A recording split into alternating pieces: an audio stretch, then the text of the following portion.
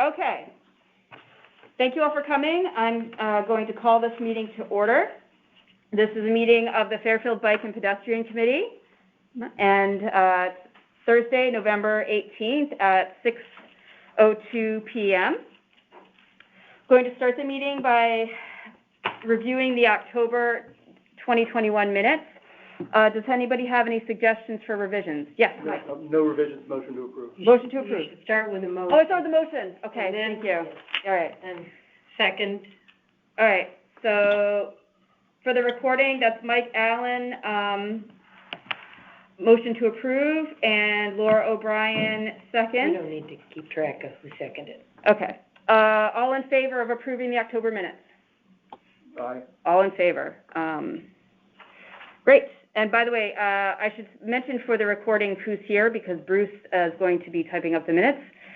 Present we have Sergeant Evan Kaisman from the Police Department, Emma Sharp from the Health Department, Mike Allen, Karen Seacrest, Laura O'Brien, Sarah Roy, Scott Craighead, and Nate Rex from the committee. We also have Jeff Crean, member of the public, and Richard Reichel, also a member of the public. So we're going to move on to a moment of inspiration. I like to start our meetings with a little thought of inspiration for everybody. I thought this quote was very fitting. Volunteerism is the voice of the people put into action. These actions shape and mold the present into a future which we can all be proud. So I hope you all are proud of the work that you're doing here and that we're going to be doing moving forward. I know that I am, and I'm excited to work with you. So thank you for that. So we will move on to a recognition of Laura O'Brien for her service. As you all know, Laura has served 2 terms on the Bike and Pedestrian Committee. She was instrumental in writing the Complete Streets policy for our town, participated in many events and many public meetings advocating for safer streets, infrastructure for people riding bikes, walking, people with disabilities. And she also is excellent at knowing the rules and the procedures of both meetings and policy. So, Laura, this is for you. Oh, Thank you so much. Lovely. You're welcome. Really appreciate everything that you've done. Well, it's been a wonderful experience to work with all of you. Some of you longer than others. Since the beginning. I think I might be the sole survivor. No, I think you are now. Or you get the I'm baton an now? original committee member. Yep, I guess so. Yeah. But you know, I've learned a lot about safety, and I notice things more, and I'm better at telling whomever, you know. I've learned how to put in requests to the town website. I've learned a lot of things. And I've learned a lot about how the town operates. Mm-hmm. Interesting as we go to look at the charter revision, what this all might mean, but, and I've made some new friends, so. Awesome. It's been great. Well, we will miss you, and we really appreciate all that you've done, and we hope you won't be a stranger. I don't plan to be, and I certainly would be happy to assist if you have some questions. That would be great. I'm sure I'll have What happens when... You know we'll give you a call. Yeah, that's right. Even today, I appreciated the email you sent about the West Hartford bike route. That Mm-hmm. makes you want to move to West Hartford now. Yeah. Yeah. Oh, it's very good. Really interesting. It, you know, they have some, and we'll talk about it later. We'll talk about it later. Yeah, but great. So thank you so much. To Town of Fairfield updates, it looks like Bill is not here, and Mary sent me an email, so we're going to start with Evan. And as I did last month, just to try to keep us on time, I am going to do my handy-dandy stopwatch, and I'll give you like a 1-minute warning. Okay? All right, Evan, take it away. So one of the things that's probably relevant is there's going to be a new crosswalk that's going to be installed on Reef Road in the area of Lynn Street. If you don't know where that is, it's maybe 100 yards south of where Oldfield is. I don't know if it's a direct result of some residents that had contacted me about wanting to install a new crosswalk in the area, or if this had been set in motion prior to that. But there's really no crosswalk with the exception of Reef at Oldfield, and then when you get down towards One Rod Highway or Veterans Park, that's the next one. So there's no real in-between crossing points. So there's going to be a new crosswalk installed at that location with the appropriate signage. One of the things that is going to be new is anywhere between 20 and 40 feet north and south of where that crosswalk is going to be, there's going to be new signs that say yield here to pedestrians and crosswalk, and I think that kind of falls more in line with the new pedestrian laws when it comes to safely crossing. Another thing that might be added, and I think it's going to be, after Bill Hurley looks at it a little bit, would be some additional pavement paint, which would be triangles in that same area, kind of giving an area where that they would be yielding to those pedestrians. And going forward, again, that's going to be something that Bill is going to have to take a look at and see from an engineer. I mean, it's really not necessarily an engineering thing, but what he thinks is best from a roadway standpoint. But that's an easy thing, I think, that can start being implemented throughout town, especially areas where where pedestrians crossing at these crosswalks are most prevalent, high pedestrian traffic areas, just more visibility to the crosswalk. I think that's something that's pretty simple. I think that maybe the reef at Lynn Street might be kind of like a test case, see how it does, you know, what are the thoughts once it's out there, once the pavement's actually, or the painting's actually put on the pavement, signed, et cetera, and kind of seeing how that goes. But I think that's the first new crosswalk that's being installed since October 1st, since the new pedestrian laws came into effect. Okay. Sidewalks will be ADA compliant and everything like that, so it's going to be a little bit of work for them, but it has been approved. It's really all just up to DPW when they get that project done. Last time, one of the things that I talked about briefly, and I was going to look into it a little bit more, was what's something called the pedestrian safety zone. Based on what I've read, it's kind of vague about how the state lays it out, what it is. It's basically an area where they can reduce speed limits and have additional traffic calming measures, but they don't really go into more than that. It's kind of left up to the municipality. The one thing that they do mention is it's very specific to community centers is what they determine, or in and around a community center or a hospital.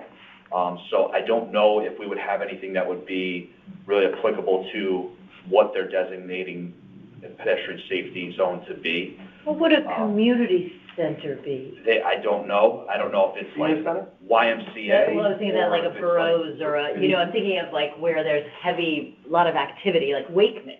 I think they were talking. Could be, you know, but. Yeah, they had mentioned specifically like downtown areas. Yeah. I was gonna say, yeah. So I think that's what it's geared more towards, and really the downtown areas encompass, it's all state road there, so I don't know how much of it would really apply, or how much additional things could be added to it to make it a pedestrian safety. It's not like it really makes it, like there's no increased fine amounts for traffic violations. It's not like it becomes like a school zone where there's a whole separate set of rules. It's just more visibility from what I gathered. I could be reading it and interpreting it wrong. But again, I think it's so new, it's kind of left up to the town or city to determine it, what they want that to be. A church maybe too, right? That's kind of a community. Yeah, they're heavy on the downtown area, and then they mention community centers. But again, how they specify is very kind of left up for interpretation. And they also mention hospitals, which doesn't apply to us. So that's great though, because if it's vague, then we can interpret it, right? Well, yeah. You know, yeah. so I'm kind of okay with that, because I'm curious how other places are interpreting it. If we get to define it for ourselves, then we can do that. I picture it like in and around like St. V's or Bridgeport Hospital, that area where there's so much pedestrian traffic. And granted, there's a lot of pedestrian, there's signals, there's crosswalks, there's signage and stuff down there. But they also get a lot of pedestrian strikes in Bridgeport. They've had 3 pedestrian strikes in 2 days. We do a lot of their fatals investigations for them over there, our crash reconstructionists. So their last pedestrian fatal, we did that investigation for them. But I think that it's, those areas where they have such a high propensity of these pedestrian strikes. People are driving like maniacs. It's densely populated, a lot of congestion. But again, I'll look into it a little bit more, but how they word it is kind of, if it fits what you want it to be, maybe it'll work, but otherwise I don't know how strict they're going to be with it and really what it all entails. It was kind of just a couple paragraphs, this is what it is, and take it for what you want. Thank you. Anything else? you'd like to? No, it should be good. Okay, great. Emma. Yes, I'm solo, so 2.5 had her baby. Oh, And a girl. Oh, congratulations. Nervous for her. Yeah. We had 2 boys. Yeah. She seemed to be a little Yeah, I was nervous touching about on it. it for a second, I won't lie. But, yeah, so she's out until like February-ish. Okay. And I Well, have no real happy for her. update. I was hoping to get this whole bike thing, we have all those bikes in our closet. Yeah. Uh-huh. So the COVID's ramped up a little bit, so I'm a little busy with that. So. Could you elaborate, for the notes and for me, I don't know what you're talking about, Yeah, bikes in the so closet. I guess Oh, at one you point, know about the bikes? you guys were doing this bike share program, and, Within the town. Yeah. and it kind of fizzled out. Before my time, wasn't quite sure the reason why. it Well, fizzled. what happened is, and we can fill it in, is that the health department, we could not take on like the Right. insurance. Okay. So the health department had a grant and could purchase them, but then we needed someone to actually kind of host the insurance. Right. So the bike shop that used to be downtown did that for us. Mhm. Zane's. So they did that. They kept the bikes there. They would collect, a license when someone would take it out and bring Okay. it back, and that's how we ran the system. And they were very well received and very well used, but Okay, Zane's gotcha. left, Mm. and we no longer have Yeah. anybody to handle the insurance, and the town can't take that on, and so Yeah, the town that's what attorney, happened. That is what I Yeah. heard town from that. attorney just will not take on the insurance for the bikes. So we have these bikes. They're in our closet at nursing. Stan, Beautiful red bikes. they are very nice. Yeah. Yeah. But the last thing Very we nice. talked about was could we donate them to Yes. hotels? That Or is what I'm others. trying to work on. Okay. Well, or would the universities want Yeah, to do a so, bike share kind of exactly. thing? Because the universities could take that Or on. just keep the bikes. I mean, Well, but I love the idea if they took them on, you could still continue to keep what we had going on, right? Even if it's the students who are sharing it, they still stay within Fairfield. I mean, that's they just, could, but that's an administrative thing, that they might not want people outside. I mean, it's just worth a conversation, Yeah. that's I all. can ask Stan about it. I know we talked about like the hotels, like you mentioned, Yeah. reaching out. Because, yeah, we had talked Yeah. about the hotel, whatchamacallit, Hi-Ho? the Circle. Well, they own Hi-Ho. Oh, yeah. But the Circle, yeah. yeah. Yeah, so, because I've talked to them a bunch, so I can kind of reach out. But if you guys want to keep it kind of more towards like, the university, just let me know. I can talk No, to I Stan think, about it. I just think it'd be interesting if we could keep them within town. They will be in town, yeah. I'm going to Yeah. reach out to the hotels and see what I can do about that, and then I can give you guys an update. Yeah. Just as an aside, I donated it, I got a new bike, I donated my old bike to Fairfield University. Because I do quick center stuff, so I got an email, because they had a group of people coming to study, if you will, at the quick center from Africa, I think it was, and they needed transportation, they were staying down near the beach, and did anybody want to loan or donate a bike? So I did. Mm. So they might be interested for future Yeah, groups for like events that. or something, yeah. That are staying. Yeah, I mean, I would prefer to see them, on the poster, in like the heart of the downtown, Right. if possible, because that's, a logical place where people would go and want to use them. Yeah, that's what they're So- testing, like, but the there aren't a hotels, like, lot. around here. There aren't a There's lot. only 10 of them. There's 10. Yeah. But That's Sacred okay. Heart That's a has start. a community theater too, so that's Yeah. another. Oh, that could be an awesome place to put them. Yeah. What about someplace like, Sound Runner? I know it's, I was gonna say that, or Yeah. Bailiffs, or, might kind of coincide with that. I mean, I don't know where they would be stored though, because I know they have limited space yeah. there at their facility. What are they? but- Town Runner's the shoe Okay. place right downtown. Yeah. Yeah. Depends on a lot of liability. Right. You gotta ask Stan about that. Right. Also, more stuff on the sidewalks, I just got back from spending a week in Right. Kansas City, and I saw their scooters.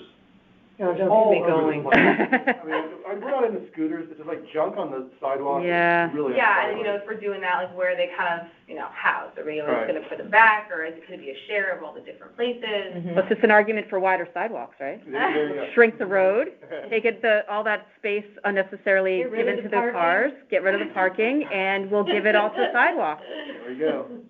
Totally serious. But they're dangerous on sidewalks. They are. But they're motorized, they belong in a separate lane. I would tell that to the average 12-year-old who doesn't know. Well, I did see a program where I guess, some scooter companies actually when the first time you sign in, it does something where you can only go up to 8 miles per hour. So, because it's a lot easier for you to learn when it's slower. And I guess the majority of crashes with scooters happen on a person's first ride because they don't know what they're doing. Okay. So Scooters in Bermuda. so then the subsequent rides, you can go up to 50 miles per hour. And I thought, that's really smart, you know, like force them to go slow the first time. 50. 15, 1-5, 1-5. 15. Oh my God. No. Me too, I was thinking the same thing. 15, 1-5. All right. Thank you, Emma. Anything else to share? No? No, not really. And actually, COVID stuff. a lot of COVID stuff. I'll pass these around. This is the Department of Health bracelet. I definitely have more, so. Yeah, which I was going to give to Mary, but she didn't come tonight because she's going to pass them out on an event. But if you want to just pass them around and take a look at them. What are they for? They're light up. Light up, yeah, For nighttime? for nighttime walking. Oh. Smart, huh? So if you ever need more, just shoot me an email and I can get That was, I don't know if you That'd be remember, great, Laura, that okay. was one of the things we had discussed with, Santina about doing it. So she thought they had a little bit of money and. I think, yeah, I think about like our I printing could probably- budget or something. yeah. I could probably hand these out to everybody in our condo who walks their dogs at night. Right. There you go. Or in the morning. Yeah. I see them in the morning, people in the morning too. Thank you, Emma. Oh, Bill, excuse are you me. on? Bill Hurley's on, just to let you know. Thank you, Bill. All right, Bill, guess what? It's your turn. Oh, okay, perfect All timing. right, if you'd want to give us some updates, I'm going to start your 5-minute clock. Go ahead. Okay, well, the first update is the walk to Remembrance. The DPW, well, first of all, the Police Commission did approve the sign with the signs, but the crosswalk has to go to the state of Connecticut, DOT. The DPW did put up the signs. I said it was time sensitive, and they were at least able to put them on, so at least there's something there if you walk to that the unmarked crosswalk. As far as marking that crosswalk, I talked to OSTA, the Office of State Traffic Administration, and they basically said that it required an engineering study and that they would forward it to their traffic engineering division. That was, I'm going to say, maybe about 4 or 5 days ago when I got the reply back. I did talk to them, Eamon, in person about a week or so before that. I have not been able, unfortunately, to follow up with the state because he did not tell me who in the traffic engineering division to work or contact with. So we'll have to see, but unfortunately, as you'll find out, anytime working with the state, there's never a quick decision on anything, unfortunately. But we at least have some signs up to at least show that, and kind of educate drivers that they are to yield to pedestrians. So at least that's something that I think would benefit that area. Bill, if I could just interject. Bill, if I could interject for a second for the notes, and for those who aren't familiar, we're talking about the northbound on-ramp on Mill Plain Road to I-95. And Bill and I had met with Brenda Kupchik back in September and talked about the need for a designated crosswalk there because a person was killed and another was injured about a year ago in that very spot. And so we're working towards making that happen. And his mention of the World Day of Remembrance is part of the event is we're going to do a memorial walk, those who are willing, from Sherman Green to the spot where the person was killed and the other person was injured, and place some flowers in memory of them. I wasn't aware. Did I miss it in a meeting that the signage, Bill? Because I don't recall. I'm No, what how we can communicate better about that.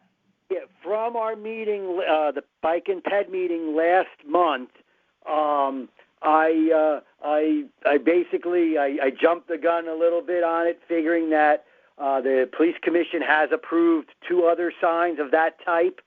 I did talk to the police commission on it, and I said, if I can get DPW, if they have any in stock, or to at least order it right away, maybe we could get it delivered. And DPW said that they had 2 in stock, and so they were able to put them up. And then I did say to the police commission that they were put up a couple days before their vote, and that if they somehow denied it, we would have taken them down immediately, but they didn't deny it. They passed it but the caveat also is with the crosswalk, because it is across the on-ramp to 95, that is definitely a state jurisdiction. So you had mentioned something about did we offer a plan or anything like that. They have not come back asking for a plan, but between you and me, I mean, sometimes crosswalks can be a little funny. You have to mark them, you have to do the ramps and everything else. But there's already ramps there, and I mean, basically you just connect sidewalk to sidewalk, if you know what I mean. So I really don't think they need a plan, but if they need a plan or if they tell me that would expedite it, they'll get a plan within a couple of days, if you know what I mean. We'll just have to see what happens with that, but at least we had the signs on that. On that same token, somebody from the DPW said, well, and this was good to hear, that our sign guy and our DPW, one of our DPW supervisors were like, well, Bill, it says yield to pedestrians. Isn't there the new law that says stop for pedestrians? So I was pretty happy that they knew about that. And I said, yes, but again, it's one of those things where if you put up new signs, then you should put up the, stop for pedestrians. But all the existing ones, we can leave up. There's no legal requirement to do that, to take them down. But as we go to replace them, they should be changed. So I just wanted to let you know on that. If there's a particular location where we seem to have a lot of violations or some other issues where, then I can talk to the town, the DPW, and see if they can maybe switch out the signs. But being honest, that's a good winter project. Right now I know they're trying to do all the things that they can before the asphalt plants close. Okay, well, and just bringing up the yield to pedestrian, I was going to ask Evan, and Evan Kaisman's here, and I forgot, he mentioned the new crosswalk at Lynn Street off Reef Road, and a sign, and if it's possible, it would be great for the sign to say stop for pedestrians instead of yield for pedestrians, since that is the law, the new law. Now, just to give you an update on that, the police commission, I think it was just Wednesday, so I think it was yesterday? Yeah, maybe it was yesterday, that they approved it. And so the work order will go into the DPW probably in the next day or two. But again, the safety marking company that marks out the crosswalks, they do their work at night, and it has to be at 50 degrees or above. If they do it below that, they do not guarantee their work at all, and there's no warranty on the product. And being that crosswalks, don't quote me on it, but I think they're about $500 to $700 each. I'm sure the town's going to want, that guarantee or whatever. Plus, they still have ones that I know there were at least 3 or 4 that they still have to do, and they haven't, the work order was in September and October, and they haven't even gotten to yet. So I know they're way behind on that. But that also, though, gives us time that if it is for spring implementation, there's no reason whatsoever that they can't order the new signs to go with it. Being Reef Road is a busy road, and that crosswalk will be at an intersection, so I don't think it's RRFB eligible. Jill Vergara had asked me if I can try to put that one in along with the others that the town has as part of that grant. But I do know. I'm going to have to. I appreciate all the details.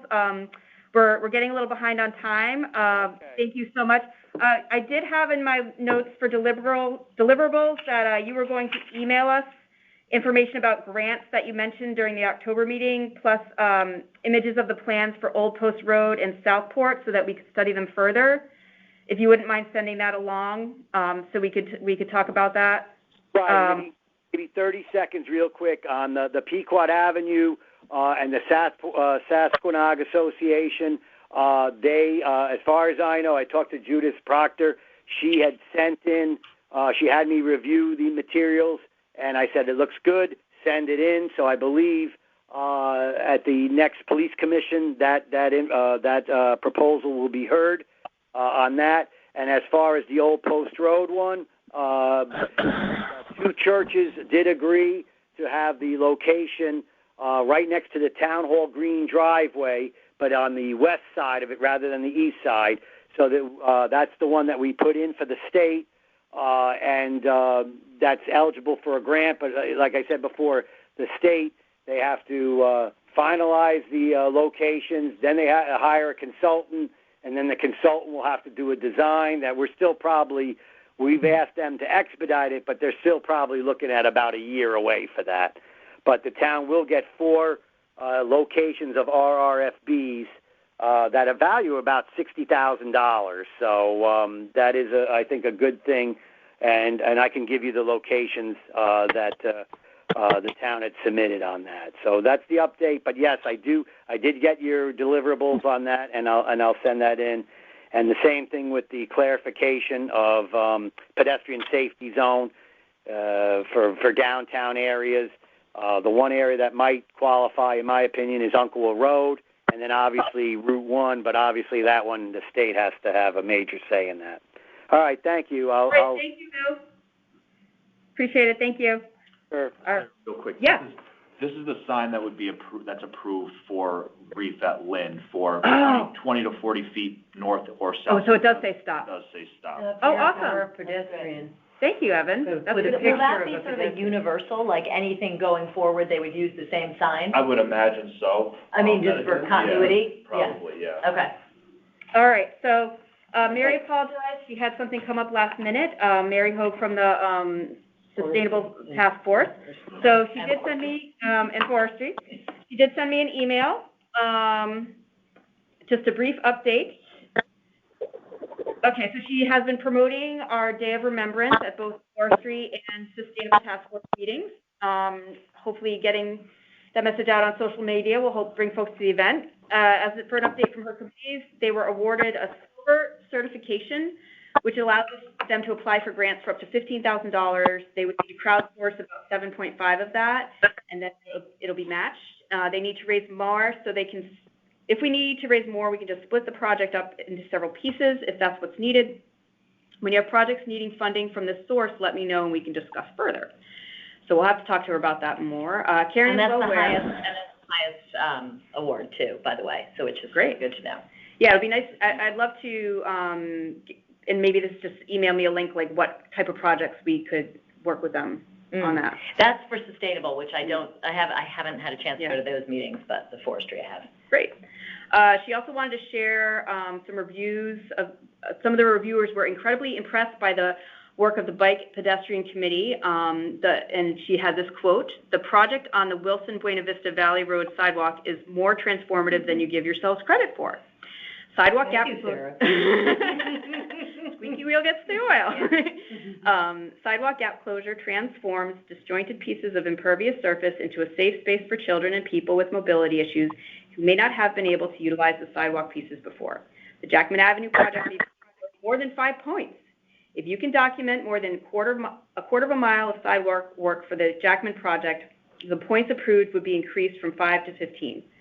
Fairfield is suggested as a success story based upon Smart Growth America's recognition for your Complete Streets policy, but you need to get in the worksheet. Keep up the good work.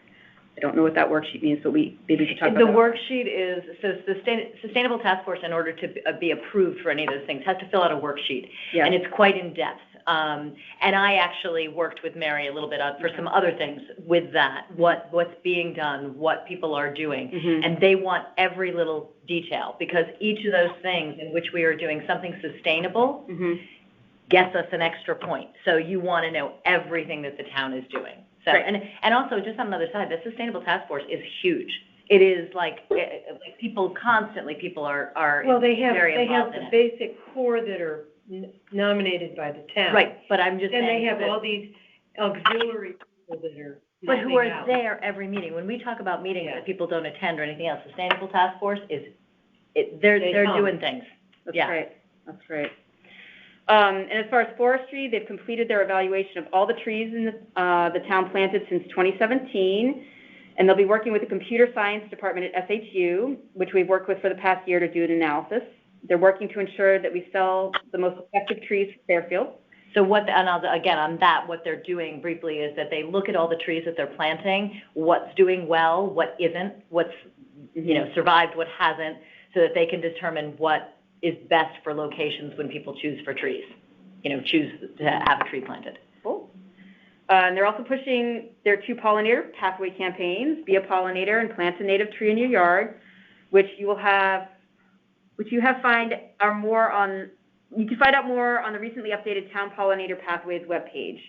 And they have 2 new upgraded pollinator pathway gardens at Rockland and Wilson and Burroughs, and she suggests we take a visit. And they also have seating for you to enjoy. I helped plant those trees. Oh, good for you. That's awesome. Shrubs. Yeah, Not trees, they're shrubs. but yeah.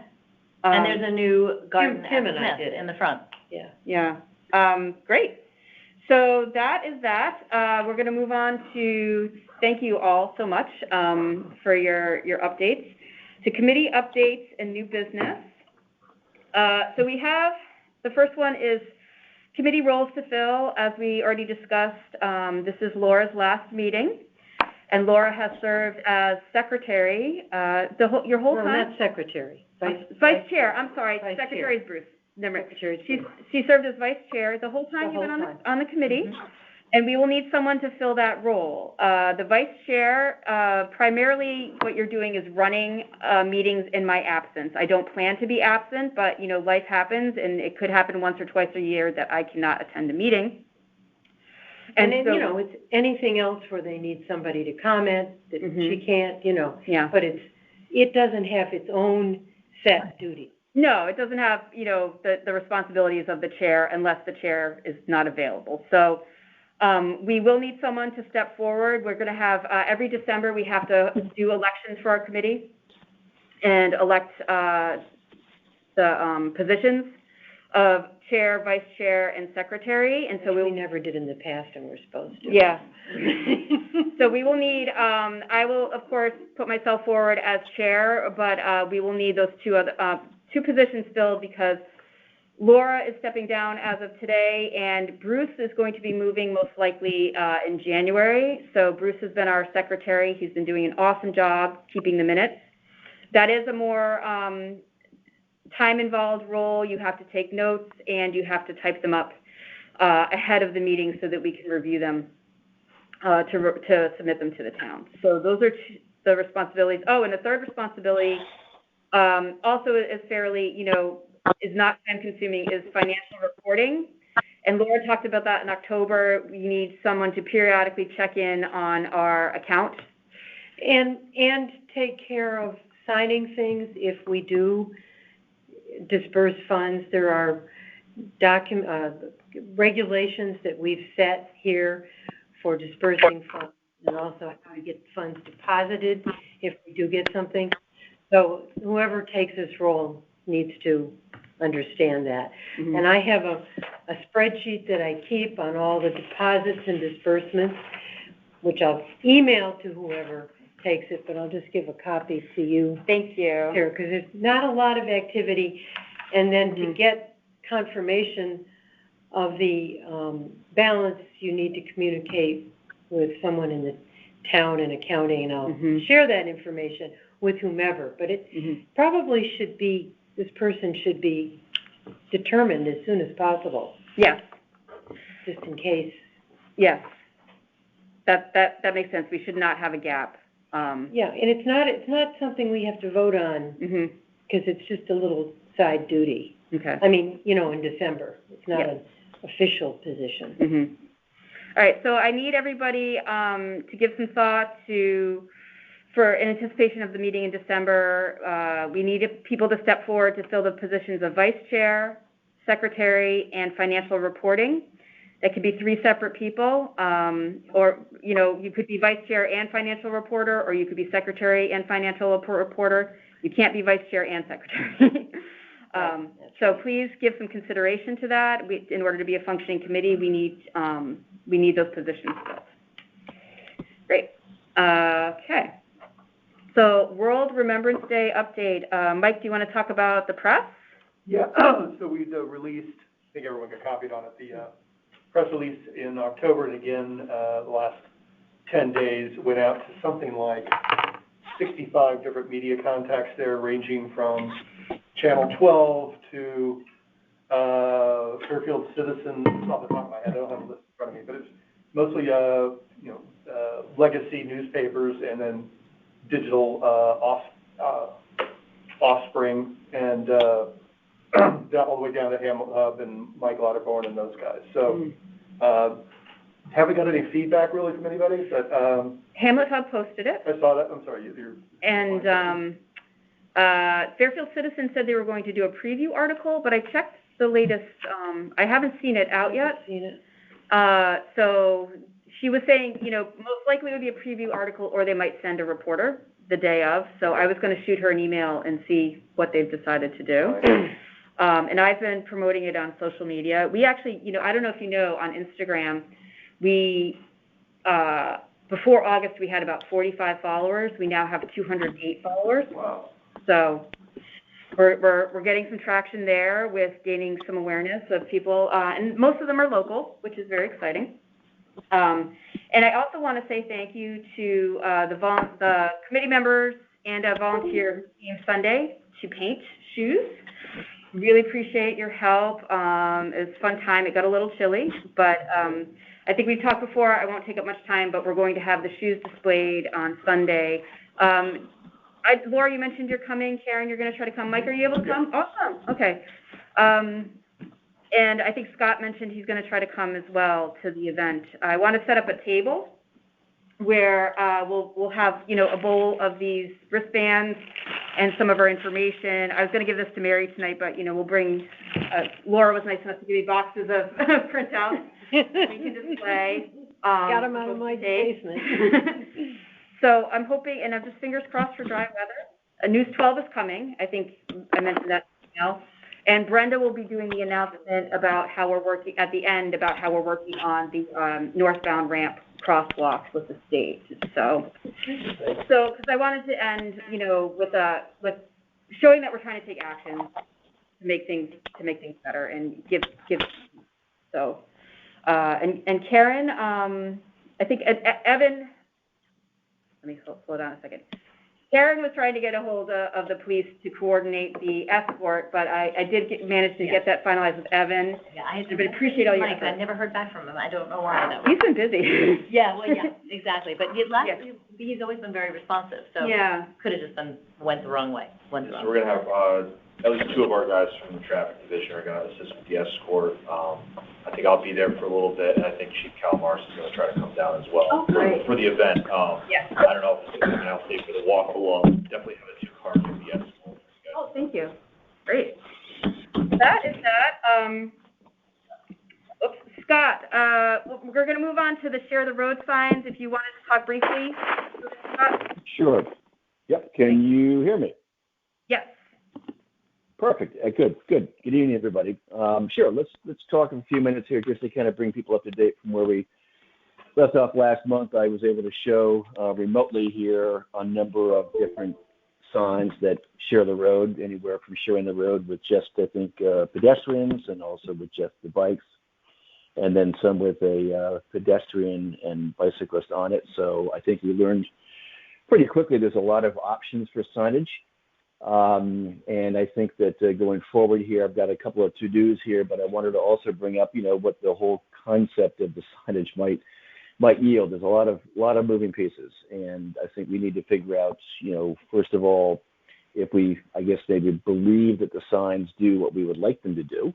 I think there's an inherent desire that they should, but we don't have any true validation that they do. So on my kind of to-do list, I like to put on it myself is to kind of maybe see if I can ascertain if there's any research that's out there that has actually indicated that signage about sharing the road has actually had some truth and success. So I'll move in that direction.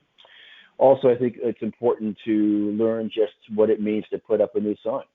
I, for one, have no idea how we do that. I'm not sure, how much influence we have over which sign is that we might decide, or signs we might decide to have put up. If we are in control, if we have influence, et cetera. I'm not sure who actually makes that determination in the town. I'm not sure, how we decide on locations. Also, don't know what happens if there's a sign in an area we think should be replaced with a better sign. So I think what might be helpful, at least to me, is if I talk to either Bill Hurley, and or somebody else here in town that, understands this process, so I can at least be, well-versed and bring that knowledge back to the committee next month. So to me, those are kind of my to-dos going forward, is one, doing some more research on the viability of the signs, and then two, to have a discussion with some town's employee to understand just the process to actually, from thought to reality of having it posted on some corner, whatever it might be. So those are two things I had going forward. But at the same time, I thought, let's spend a minute or two, if you like, just any Q&A on anything that may have surfaced since last time. Any questions, any thoughts about what I even brought up, for that matter? This is Bill Hurley. Who is speaking, though? I'm sorry, because I'm on the phone, so I don't know. That was Scott Greenhead. Scott Bill. Okay. Just to let you know that, and Evan could probably expand on it more, the signs, pavement markings, and signals are ultimately decided by the police commission. They are the legal traffic authority for the town of Fairfield. And so anytime somebody wants something, a new sign to be installed, a new pavement marking, even if it's just a crosswalk or a shoulder line and all that, those are legal pavement markings and signs that they all have to go through the police commission to do that. Now, the police commission will rely, obviously, on the chief and the traffic unit and on, the engineering department. If we have any comments, concerns, or a lot of times from the MUTCD, they'll say, an engineering study is required or something like that. And so, where we're able to do that, we would obviously help on that. Now, if it's a dirty sign, a faded sign, a sign that's been graffitied, the assumption is that's already been an approved sign, and that's more of a maintenance issue, and then that would be just DPW replacing the sign. So I hope that clears it up a little bit, but certainly we can have further discussions, on the side to if you want to go into more detail. Yeah, I'm wondering, I think this whole Very helpful conversation started in August when I wasn't able to attend the meeting. Was there discussion of where we're putting these signs? Are we, going to start with our already designated bike routes? Is that where we're hoping to put the signs to reinforce their purpose, or did folks have other locations in mind?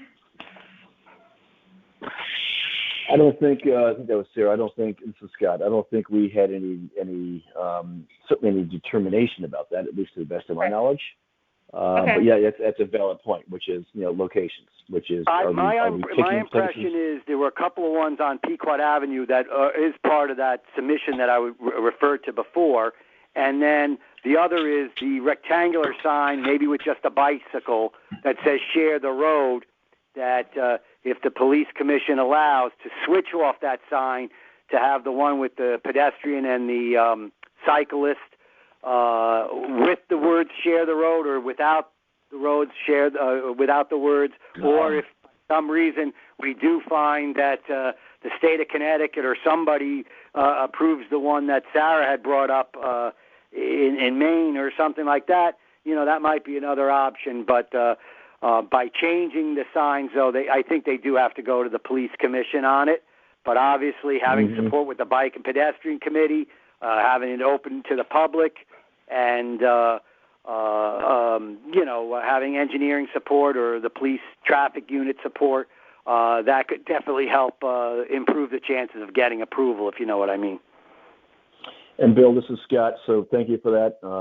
How about just the funding of the signs? If we wanted, let's just say 10 signs or 50 signs or whatever the number might be, how do we go about that process, if you happen to know? And if you want to talk offline about that, that's fine also. I'll do it really quick, and then we can, as I said, go into more detail later on. We've been blessed with the health department and Santina's grants that for the bike routes, we've been able to get the signs through them. But the DPW does have some money. I do have some road safety money that if we were to have a standard amount or try to come up with, all right, let's try to propose 24 so that we could put somewhere, in town at various locations, again, to be approved by the police commission. We should have some funding for that, and I think that definitely qualifies for road safety. So for this particular year, I don't think the funding would be a problem for, a certain amount of signs. Maybe not 2,000, but you know what I mean. Certainly a couple of dozen or even probably 30 we could probably get away with pretty easily. I'd love to hear from the committee or any of the town folks here. Do you have thoughts about where you might envision these signs, where you feel there's a need for them? Anybody?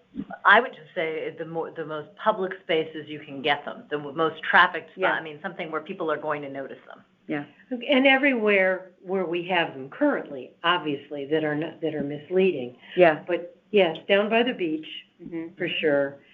And I don't know. There's other busy places in town. Bike routes. Bike routes. Bike routes. Greenfield Road currently? No, because it's a state road. My suggestion would be, if there's existing signs, I don't know where there are ones that say share the road. If you're going to look to transition from one older sign to a new design, maybe start with that and expand from that area on. I think it might be more palatable for the commission rather than saying we want them here, here, here, and here. I think you work section by section. The way that it works with the commission is a traffic survey or a survey packet has to be completed. Basically, what you perceive the problem to be, what your solutions are. They're going to go look at the area. They're going to say, yes, this is acceptable. This is reasonable. We approve it. But if there's a bunch of locations that might be, and I'm not speaking for the commission, but it might be overwhelming if we're saying we want Pequot Avenue, we want Fairfield Beach Road, and then we want another area. Maybe start in a certain area, especially if we're going to be limited with the amount of signs that are approved. Start with a transition from the older signs to the new, and then work off of that. That might be the best way. That would be my opinion. It makes sense to me. So my question on that would be, and Bill, I'd have to ask you this one, but if you look, because I happened to be looking today, I was on Black Rock, and of course I noticed that share the road sign that's right by the cemetery, on Burroughs. And I thought, well, so if you replaced some of those, right? But I'm saying if you took the ones that are the older ones and put them in some not as open spaces, even though we want to eventually get rid of them, are you not sort of helping to continue to Yes, but you'd have to get permission. I know that, but I'm just sort of putting that out to, All right, so maybe we start with, Bill, would it be your department who could get us a list of the locations of some of those share the road signs that are misleading that we could start replacing? I could, with the staff, or if I can find some of my older paperwork of where they are.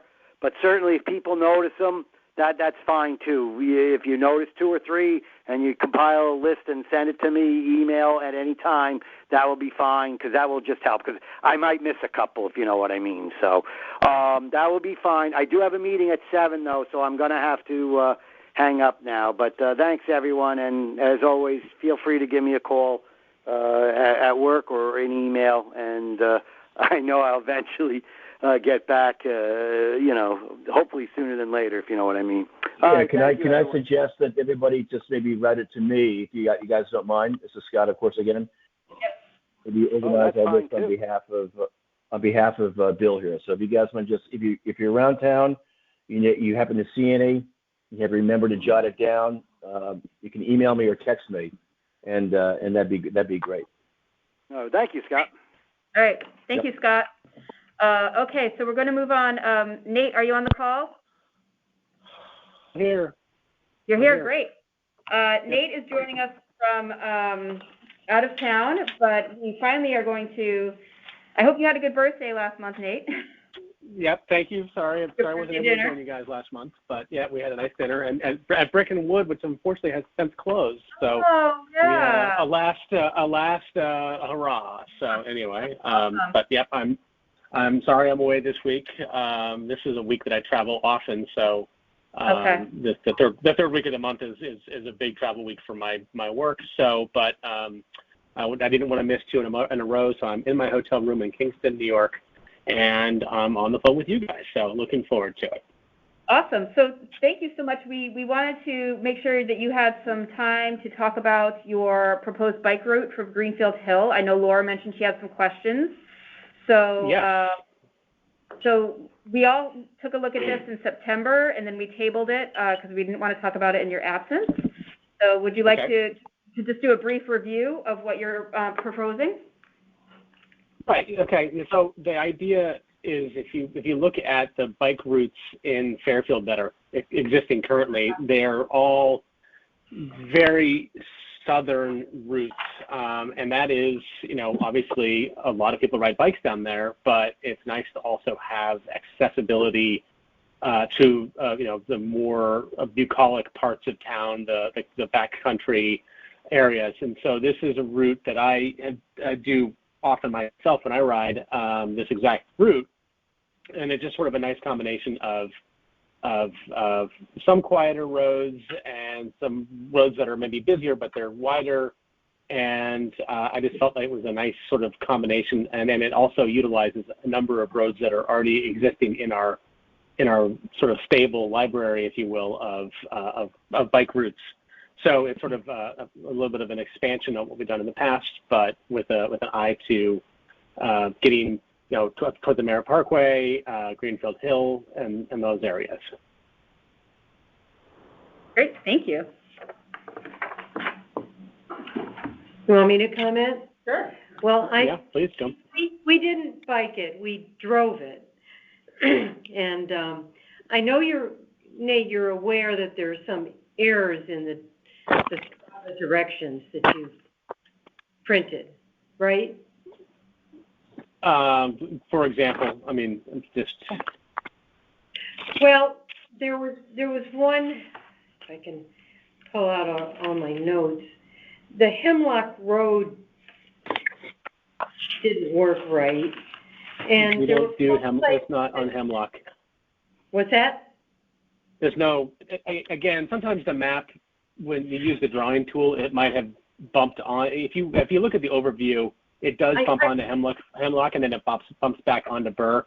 That's just a glitch in the mapping program. So that's why I was bringing it up, because I know you're aware that this isn't perfect. And there were a couple other places when it said proceed, and it really wasn't proceed. I mean, it's just got to be cleaned up and be carefully reviewed, because if you're going to do it, it's got to not confuse people. It was an absolutely beautiful ride, so I don't have any place with the ambiance, what have you. But I do think it's too long for a bike route, and I think it needs a bailout. How many miles did you say this was? 18 plus. 18 plus. It's 18.7. So yeah, I think that's a good point. And as I've been thinking about this more and more, I think that a bailout could be pretty easily cross highway / Congress. That would cut off most of the part that's above the Merritt Parkway. And that would also, if someone was maybe a little bit unnerved by going down Burr Street, they could potentially go back and take cross highway back to Sturgis and go back that way. And in light of that, it's also very hilly. And if we do anything like this, somehow we have to mark this route as hilly. Because I've occasionally given a link to our bike routes to somebody new who's looking for a place to ride, and they're usually not very serious bikers. And if suddenly they took off on this route and didn't realize what they were in for, somehow it has to be described pretty accurately. Some of the roads were kind of narrow. I'm not so sure the police commission is going to agree to this whole thing as a route because of the narrow roads.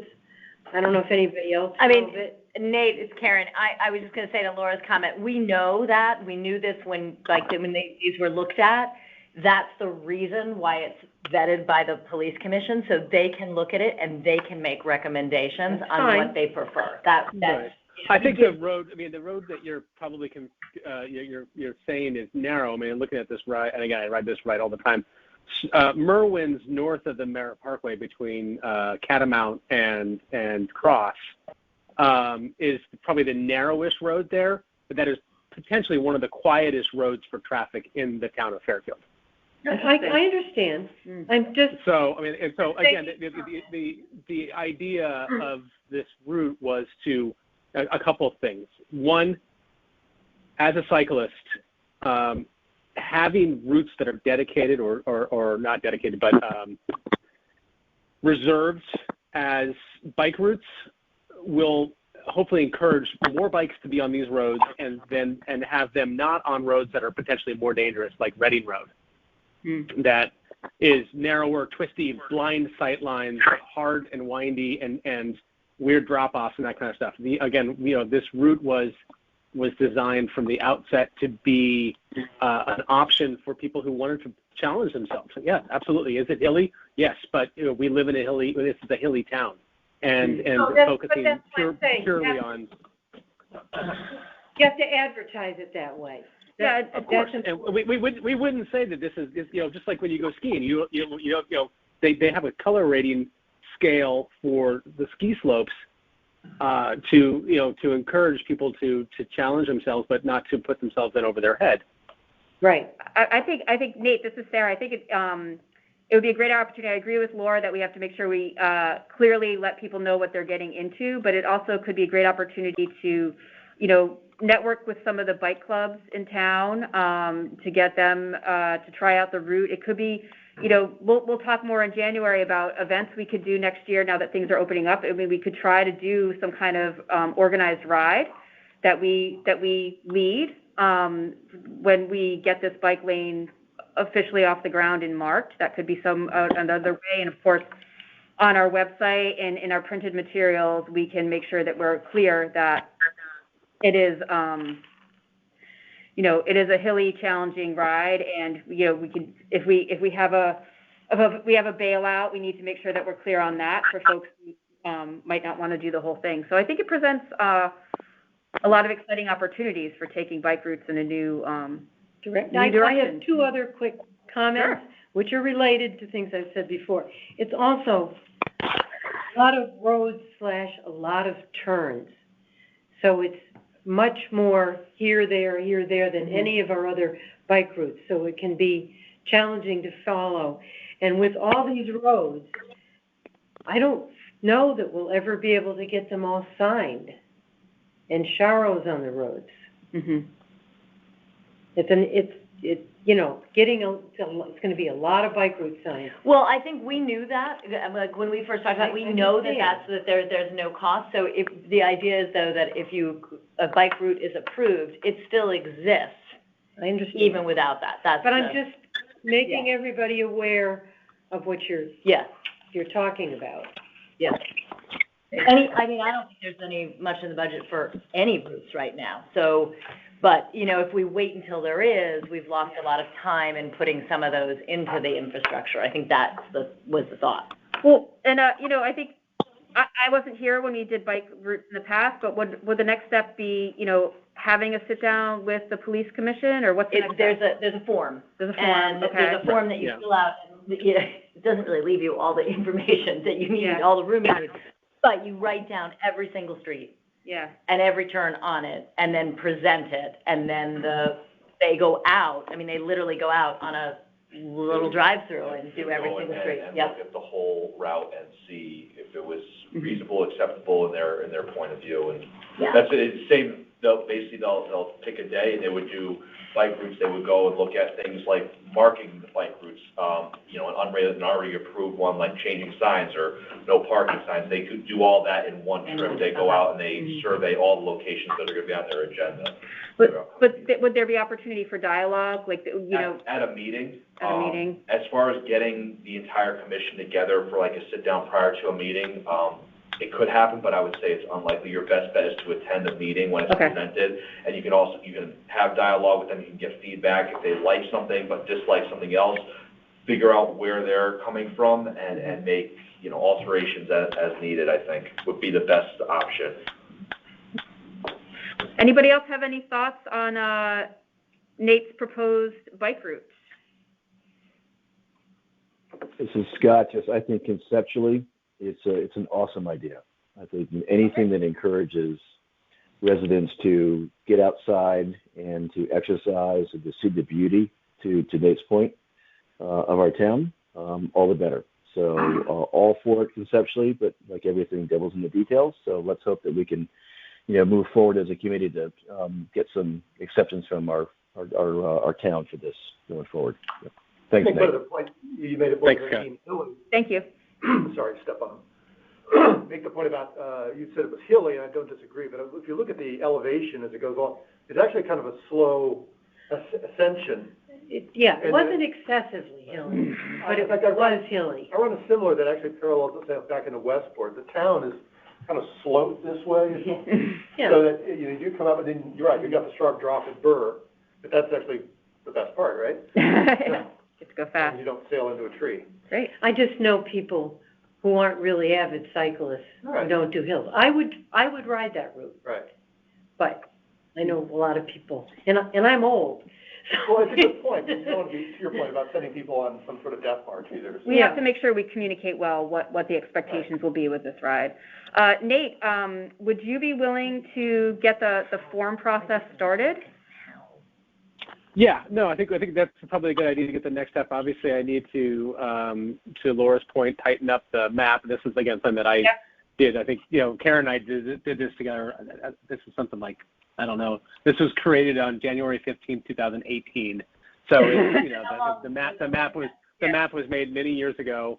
And again, the concept is just to showcase a bigger part of our town and sort of integrate Greenfield Hill people who bike up that way down to the beach and encourage them to use a route that is potentially signed, and that way motorists are maybe more aware that there might be bikes on that road, and that is, again, safer for everybody. I love it. Well, thank you. Yeah, if you wouldn't mind tightening it up and getting the form process started, and then we can touch base about it at our next meeting. Okay, thank you. Cool. Moving on, we are going to table the Charter Ordinance research. And Evan, I know you have to go, right? Yeah, I gotta run out. Thank you so much for your time. Thank you. Thank you. We're going to table the Charter Ordinance discussion. Richard, our newest member, who we've never met in person yet, he just started, he could not be here tonight. He had something come up, an emergency at work. And so I don't know if anyone had a chance to look at his memo, but he is an attorney, and I want him to speak with his expertise as to all that. So I'm going to go into my chair updates. Wanted to let you all know, you saw on the agenda, Scott's brother Brad is eager to meet with us, but he wanted to wait until December because there's some potentially positive developments in some of the walking infrastructure he's working on in East Norwalk that, if he waits till December, he'll have a better understanding of the outcomes and be able to talk to us about. Also wanted to give you a heads up that I've been emailing with Jonathan Goodison, who is the chair of the Wellness Committee. He's the coordinator of special education for Fairfield Public School System. And he's very eager to talk to us about ways we could potentially partner on walking and biking education for children.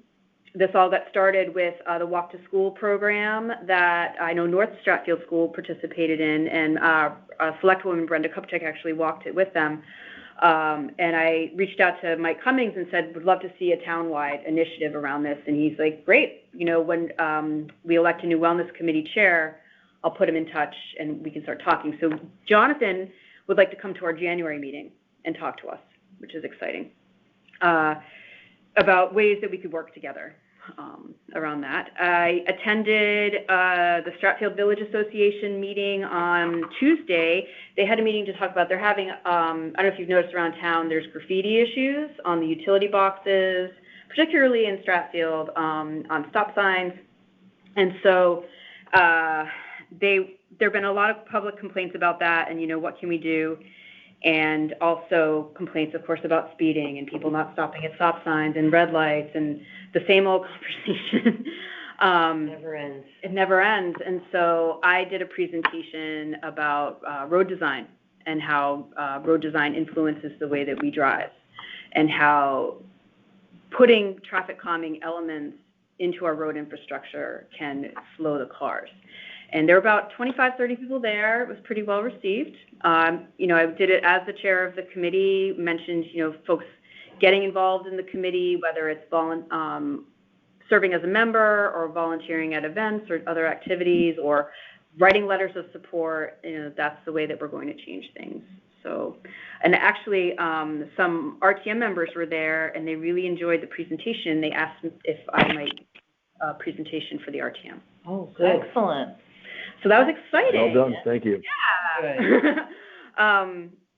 So then we have two new board members. Briefly, this is Jeff Crean. Jeff is here observing tonight. He's considering becoming a new member of our committee. And Jeff, during public comment, I'll have you speak briefly. And I'm also, someone reached out to me this week interested in joining the committee as well. I'm going to be speaking to her after Thanksgiving. But we will, you know, people move, life circumstances change. We kind of always need to be looking for new committee members. So please, you know, if you have friends, colleagues who you can think of in town that you can push forward, send them my way and I'm happy to talk to them. Yes, Karen did that. She did that. Couple more things. Planning and zoning. The Planning and Zoning Commission, I have not had the bandwidth to keep up with what's going on there, but I think it's very important that we do, because I know that we got into the planning and zoning regulations stuff for pedestrian and cycling amenities for new developments, but I just don't have the bandwidth to keep up with, you know, are they making sure those things are being put in place? What are those things that are being put in place? Is it just a bike rack? You know, what's going on? We need someone who could just read the agenda and minutes and report. You know, is there anything that we need to be reaching out to Emmeline Harrigan to talk about further? It's a pretty small ask of just, you know, go over the agenda and the minutes each month, and if there's a project that seems like we should be in conversation with them about. I have been sort of doing that. Yeah. And anybody can easily get on the distribution, the agenda, which will also give you a link to the prior meeting's minutes.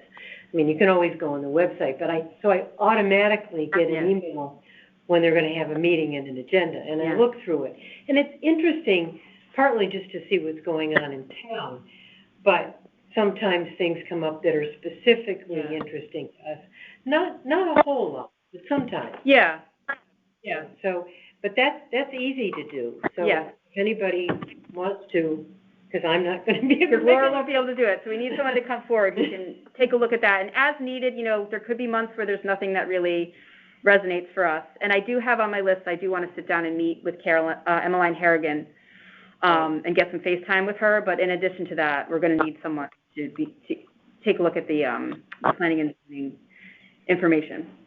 Who is Emmeline? Emmeline's the second in command, if you will. Trying to think of the gentleman who's the head of planning and zoning. She's one of the town planners. I don't know her specific title, she works. She's sort of more the working one, not the head. She's very good. And I've loved working with her. So. Yeah. Also, a couple more things. Mike, I know that your term is expiring, and if you want to have an offline conversation, I don't know if you have decided if you're going to continue or step down. I am waffling, to be honest. You're waffling? Yeah. So I'm waffling. You're waffling. I'm on the griddle doing this. So, yeah. If I need to make a decision soon, I think you do. Okay. Yeah. I think is it the 23rd? It's coming up. Yeah. So that would be Monday? Yeah. Tuesday. Something like that. All right. Yeah.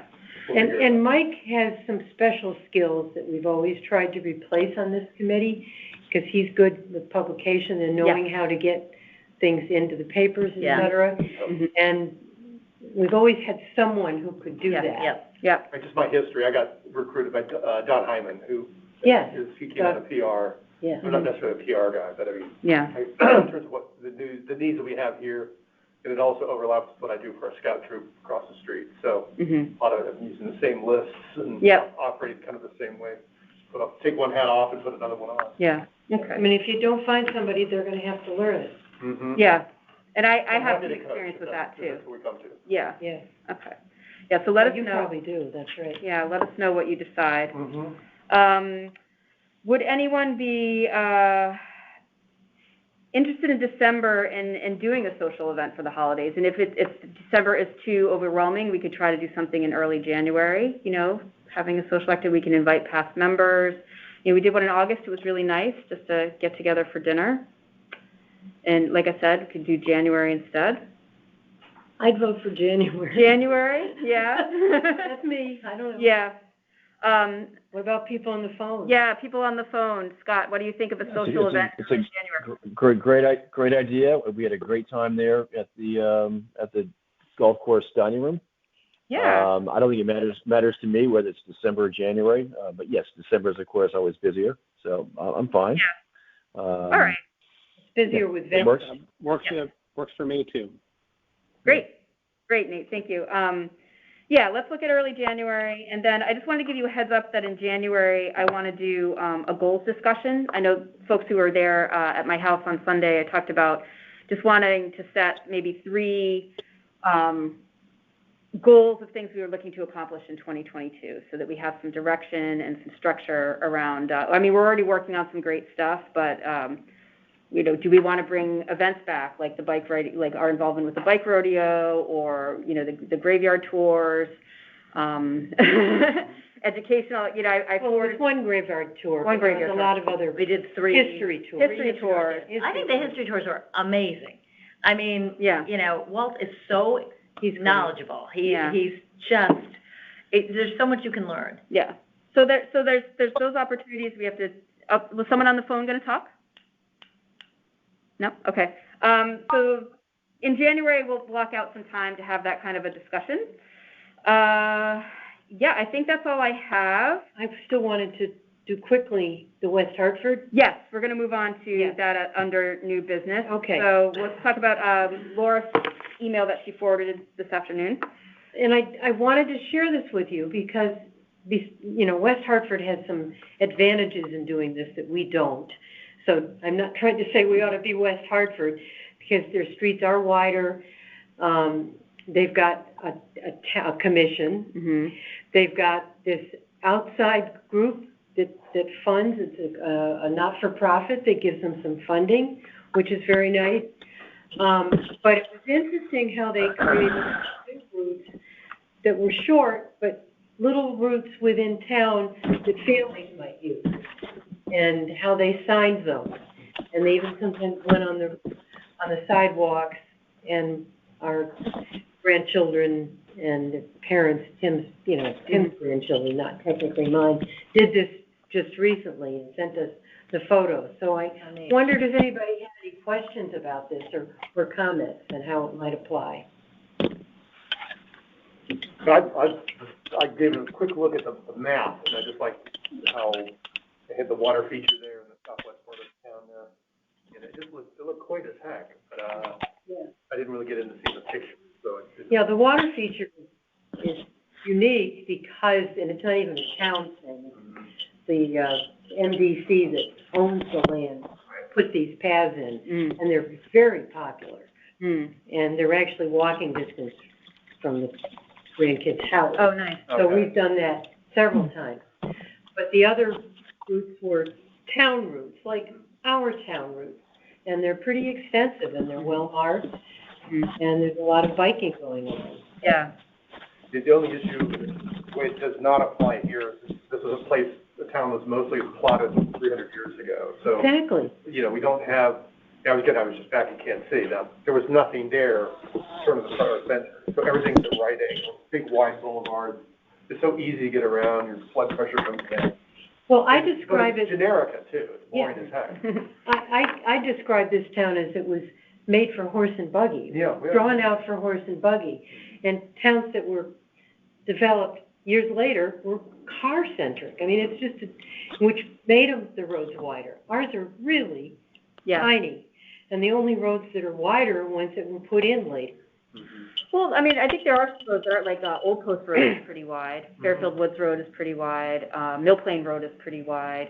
But they were actually later. They yeah. weren't Yeah, the initial, yeah, except You know. Old Post Road, that's pretty old. the Old Post Road was the main road. Yeah, It was the Yeah. road. And I suspect, and I don't know this, that you probably put your horses in on the side of the road. Well, you And, can still see the horse Yeah. pipes in front Yeah. of the house. Right. on Old Hill. and so there was room for the horses, and Yeah. that's why it was, but there's hardly any other of the old roads yeah, that were wide. So anyway, Yeah. it's a different scene, but I thought the color-coded signs were interesting too. mhm.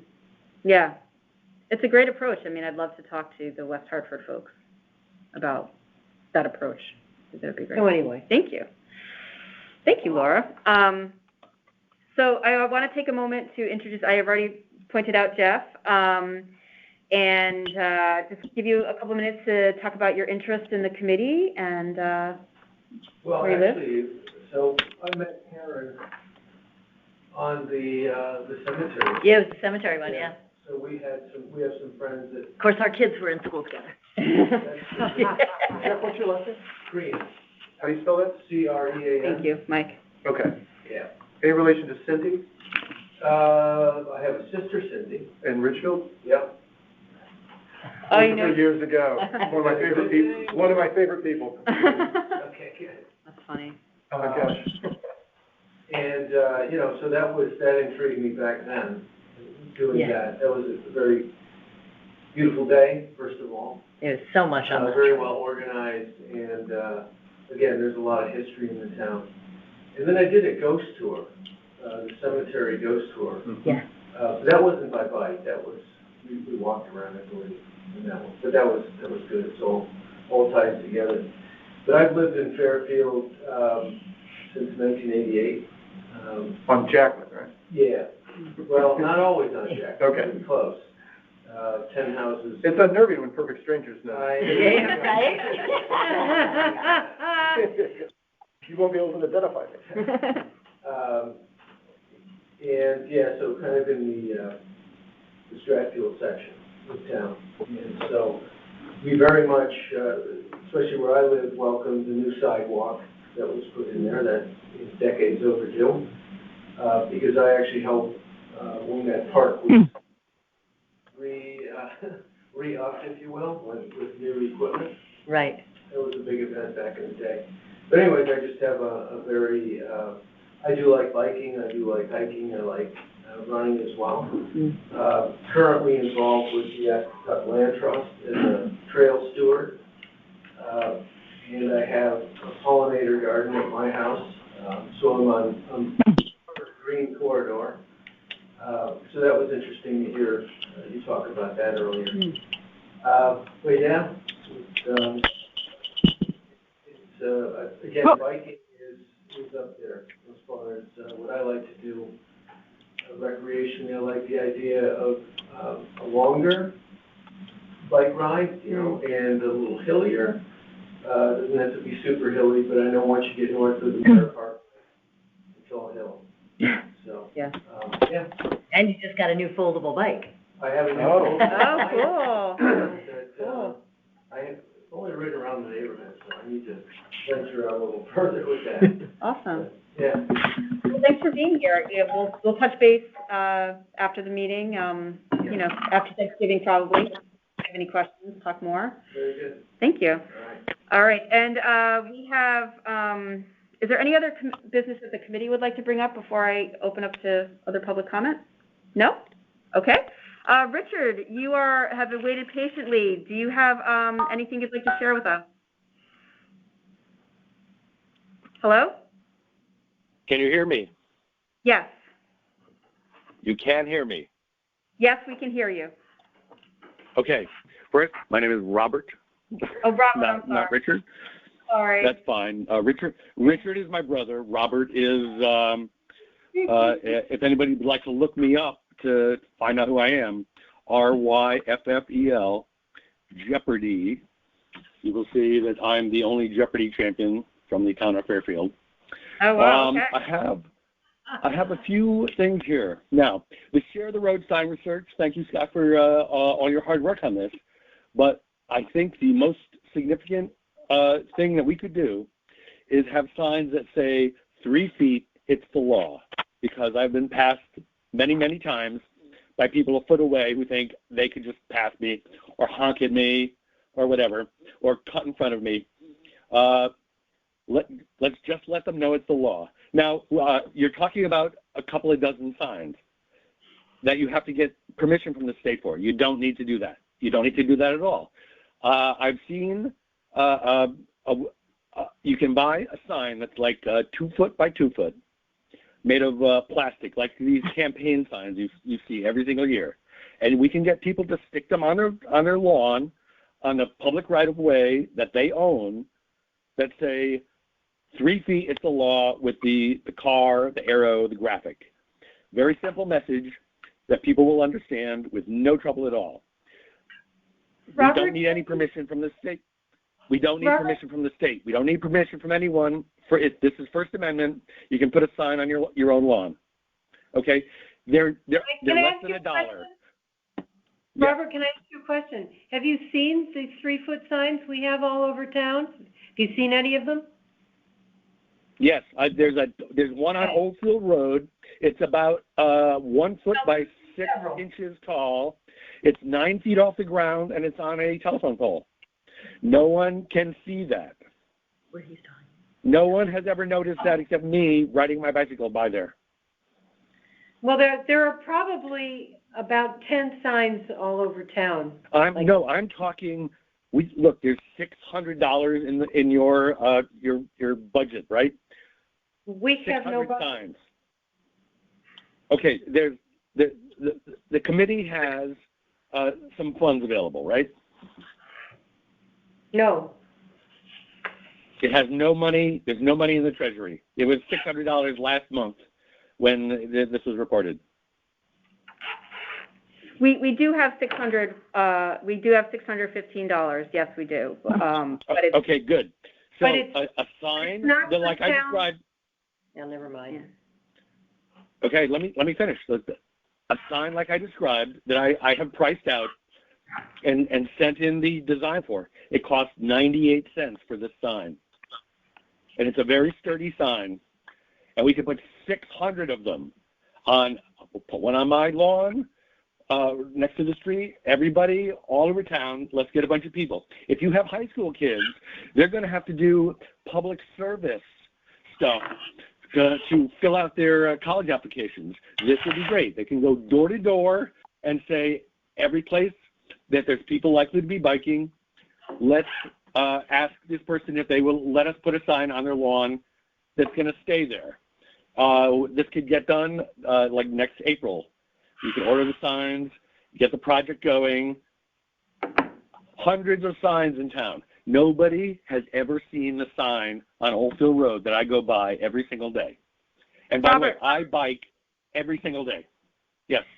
That's wonderful that you bike every single day, and we really appreciate you sharing all these thoughts. You sound really passionate about this, and I really appreciate all your passion and interest in this issue. I mean, this sounds like it would be perhaps a wonderful private initiative. We're really focused on. You did hear our sign. No. This is a public initiative. This is a public initiative, because you're talking about putting a crosswalk on one spot, which I almost got killed at, by the way, that same spot. That's not going to help everybody learn that 3 feet is the law. Okay, thank you so much for your feedback. 3 feet is the law. Yes, it is. Thank you so much. Why don't you? Okay, you don't want to hear solutions. Why not? We're welcoming your feedback. We appreciate it. It is feedback. noted. No, this is not feedback. This is a proposal. We are at the end of the meeting, and No, I understand you're at the end of the meeting. I've got more stuff to comment on because there's more time in this meeting. I see. Now, you have the Charter Ordinance research from Richard that did not get accomplished. The ordinance, which I brought up last month, was that the Fairfield Police are responsible for enforcing the clearance of snow from sidewalks. Do we have any action on that, Sergeant Caseman? Sergeant Caseman had to leave. He had another obligation. Okay, so was this part of the ordinance research that Richard was doing? No. Okay, there is an ordinance that the sidewalks have to be cleared 24 hours after there's snow, right? That is true. And then what we need is the police to agree to do their duty, which is written in the ordinance. It shall be the duty of the federal police to enforce this ordinance. And this is public. This is not my private little thing I'm doing. I'm doing this for everybody who's a pedestrian, my blind neighbors who have to walk with a cane in the street when there's snowbanks. You're talking about putting up a dozen signs and one crosswalk. And Richard, I'm telling you that Robert, what we want to do is actually change the way things are done here. Okay, thank you so much for your input. We appreciate it. No, you don't. You're gonna ignore me. You're gonna do nothing.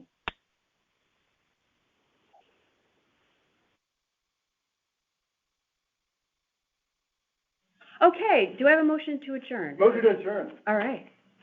Second? All right. Seconded. Thank you. All right, thank you all. I'm going to end the meeting now, and we'll have an off-topic. See you next month. All right, thank you. Take care. Thank you all.